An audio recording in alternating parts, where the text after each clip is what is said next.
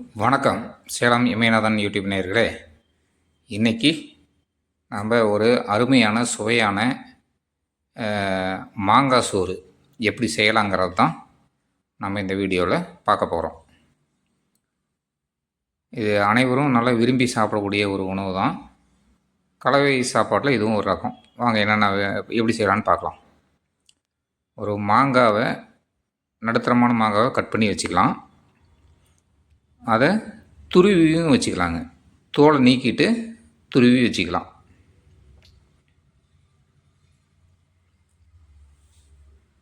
ஏன்னா கடலைப்பருப்பு, உளுத்தம்பருப்பு, 3 மிளகாய், கருவேப்பிலை இதெல்லாம் தாங்க நமக்கு வேணும். அப்புறம் தேவையான உப்பு நம்ம எடுத்து வச்சுக்கலாம். சும்மா அதாவது கொஞ்சம் கொஞ்சம் இது வந்து ஒரு 2 பேர் சாப்பிட்ற அளவுக்கு செய்ய போகிறோம். வடை சட்டி வச்சு அதில் எண்ணெய் ஊற்றி கடுகு, உளுத்தம்பருப்பு போட்டுக்கலாம். கடலைப்பருப்பு போட்டுக்கலாம், உளுத்தம்பருப்பு போட்டுக்கலாம். அதுலேயே மிளகாயை கிள்ளி போட்டுக்கலாம்.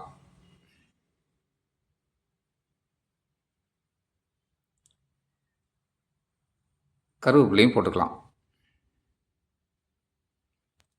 பருப்பு நல்லா வேகட்டும்.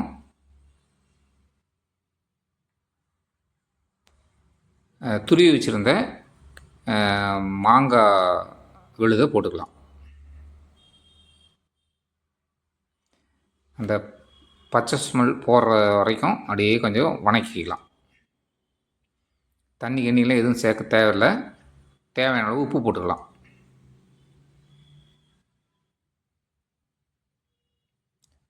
இது அதிகப்படியான தண்ணியே தேவையில்லை, அதிகப்படியான ஆயிலும் தேவையில்லை.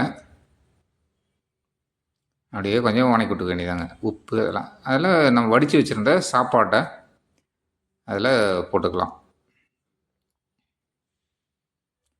அந்த மாங்காயில் ஒரு அரை மாங்காய் தான் போட்டிருக்கோம். 2 பேர் நல்லா திருப்தியாக சாப்பிட்லாம். அந்தளவுக்கு தான் கணக்கு இது.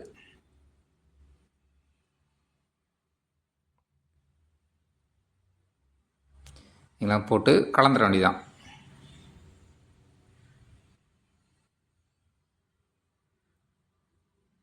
இதுக்குன்னு தனியாக சிறப்பாலாம் எதுவும் வடிக்க தேவையில்லைங்க. நம்ம ரெகுலராக வடிக்கிறோம் இல்லைங்களா, அதே போல் தான். இதை கலர்லாம் எதுவும் மிக்ஸ் பண்ண தேவையில்லை. செஞ்சு ரெடி ஆகிடுச்சிங்க. தட்டில் போட்டு சாப்பிட வேண்டியதுதான். அவ்வளோதான் நேயர்களே. மிகவும் சிறப்பான ஒரு மாங்காய் சோறு ரெடி. நீங்களும் செஞ்சு பாருங்கள். அதனுடைய ஃபீட்பேக் கமெண்ட் பாக்ஸில் சொல்லுங்கள். லைக் பண்ணுங்கள், கமெண்ட் பண்ணுங்கள். நம்ம சேனலை சப்ஸ்கிரைப் பண்ணுங்கள். நன்றி.